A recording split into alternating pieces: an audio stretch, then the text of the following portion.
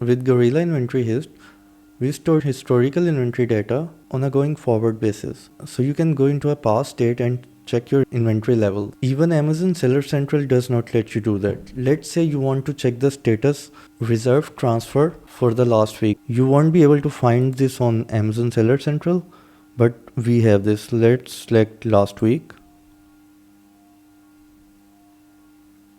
So we give you a breakdown based on dates. So here is the data. We can only do this going forward once your account is configured with us. Let's check out the syntax of this function.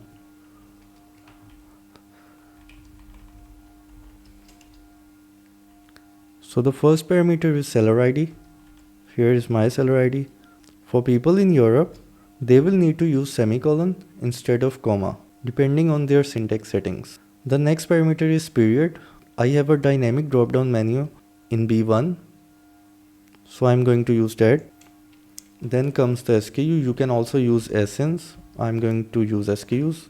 And these are the only required parameters. The rest are optional. So let's see what we get. So this is the total inventory that I have had in the last week.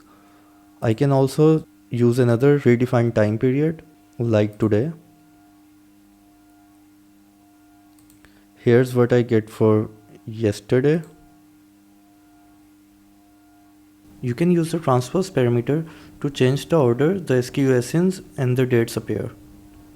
And then we have the marketplace parameter to further narrow down your search, but for now I'm going to skip it. You can use specific dates instead of the predefined periods.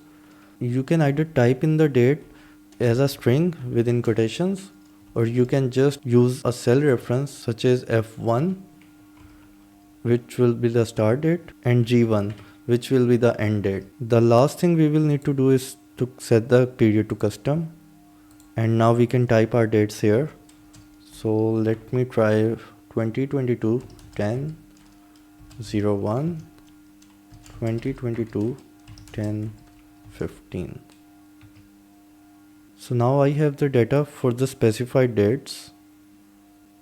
In case you run into this issue where you do not see the exact dates, you will need to convert this to plain text. So you can go here, number, plain text.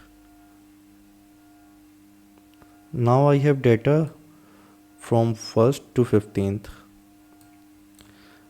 And this is how the InventoryHIST function works. It is always recommended to use ranges wherever possible, like for the SKU parameter where I'm using a range instead of doing each SKU one by one. And in case your subscription ID do not save, you will need to use the incognito mode of your browser. Thank you.